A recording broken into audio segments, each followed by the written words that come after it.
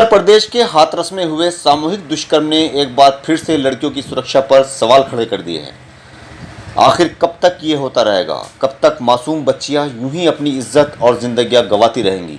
कब तक हम यूं ही मोमबत्तियां लेकर सड़कों पर निकलकर विरोध प्रदर्शन करते रहेंगे और चंद दिनों के बाद ही सब कुछ भूल जाएंगे?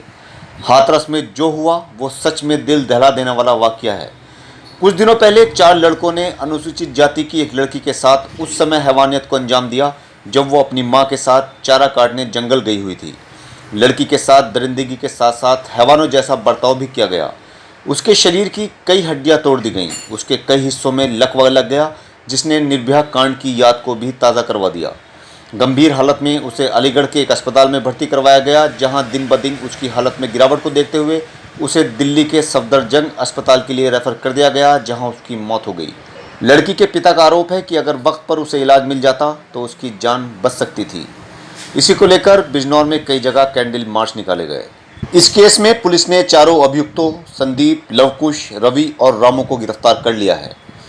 उधर फिलहाल जिलाधिकारी हाथरस ने बताया कि पीड़िता के पिता को फौरी तौर पर 10 लाख रुपयों की मदद की गई है। बड़े अफसोस के साथ बताना पड़ रहा है कि जो सरकार बेटी बचाओ बेटी पढ़ाओ का नारा देती थी और देती है, उस सरकार में एक प्रदेश की बच्ची के साथ बलात्कार हुआ।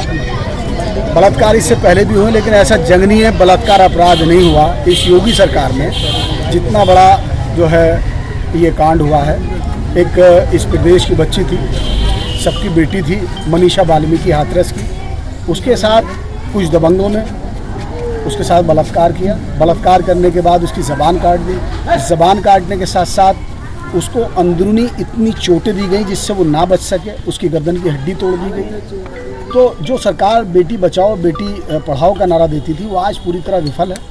हमारी सरकार से मांग है कि नैतिकता के आधार पर योगी जी, क्योंकि एक उनके आगे महाराज लगता है, वो एक मठ के मठाधीश भी हैं, अगर उनके अंदर राधी भी इंसानियत है और वो इंसानियत अगर ज़िंदा है, अगर होगी, अगर ज़िंदा है, तो उन्हें तुरंत तत्काल अपने पद से इस्तीफ़ा दे देना चाहिए।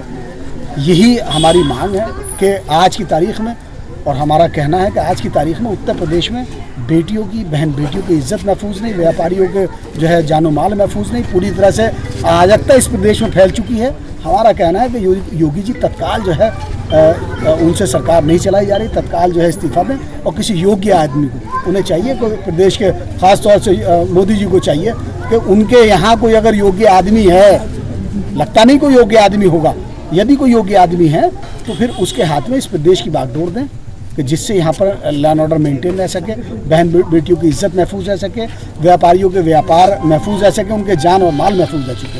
इसी के साथ जय हिंद।